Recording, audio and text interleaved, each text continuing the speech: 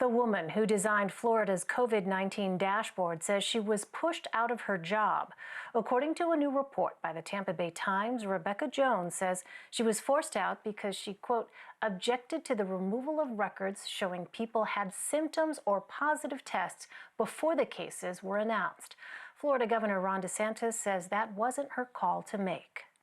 She is not involved in collating any data. She does not have the expertise to do that. She is not an epidemiologist. She is not the chief architect of our web portal. That is another false statement. And what she was doing was she was putting data on the portal which the scientists didn't believe was valid data.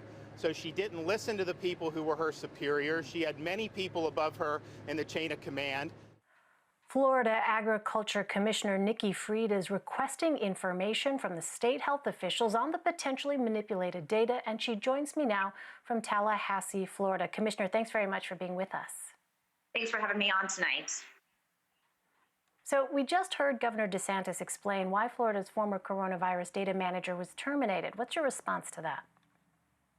You know, the reality is that this is a pattern of deceptive information that has been given out by the governor's office. You know, first we had underreporting of what was happening in our prison system. Then we had underreporting and misinformation that was coming out of our nursing homes, and same thing from the medical examiners. So this continues to be a pattern of what's happening outside of the governor's office.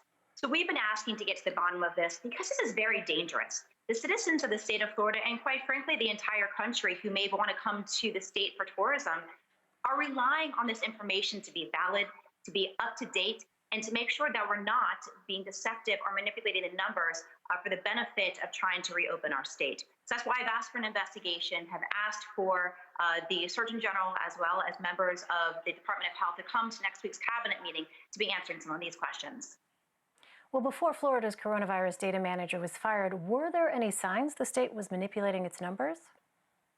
Well, we certainly saw, like I just mentioned, you know, there was signs that we weren't getting correct information when it came to our prisons, came to the nursing homes, the medical examiners, and even just moments ago, even one of our other reporters here in the state of Florida was saying that this Department of Health knew almost 500 people that they were monitoring back in February, way before they were telling the public. So the public has got to rely on information that's coming out from their government. They have to have trust that what we're telling them is accurate information. This is going towards whether or not they're going to be reopening their businesses, people going to gyms, going to restaurants. And if we're not giving them accurate information, how can they be making personal judgment calls and getting our tourism and our economy back on track? And so this information is vital to the success of the state of Florida's reopening. So you wrote an open letter to Governor DeSantis Tuesday requesting this issue be addressed at the next cabinet meeting. What do you hope to accomplish in that meeting? To get to the bottom of this. You know, that right now there's a lot of he said, she said information, and the truth is we want the truth.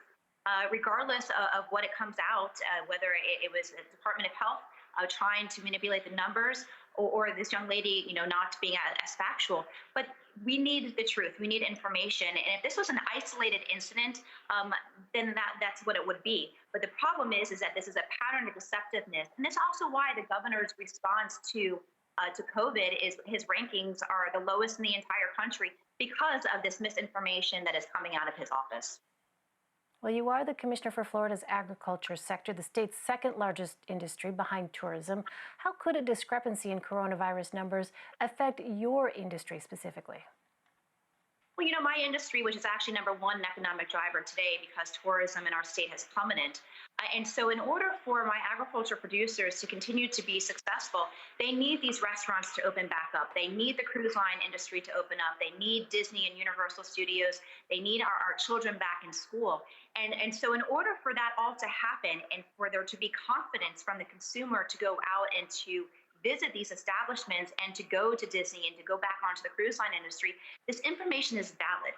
And without it, people are going to continue to stay at home, do home deliveries, and really is not going to help agriculture get through this by all these markets staying closed.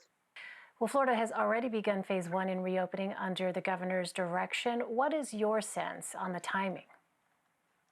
You know, I'm cautiously optimistic. You know, I certainly would love to see our economy open back up. I hate seeing all of the images of so many of my agriculture producers having to plow under all of their crops, milk being spilled out. Certainly I'm somebody who loves my gym and would love to go back to it. But of course, people are being cautious. And when you keep hearing stories like this coming out, it's really putting doubt in the minds of so many of our citizens whether it's safe to go out. I have a 90-year-old grandmother, and my mother just went through a year and a half of chemo and cancer. And I want to make sure that it's safe for them to be out and about in public, go back to our retail stores, go back to our malls, our universities, our sports. I'm a big college football fan and would love to have college football come back in the fall semester.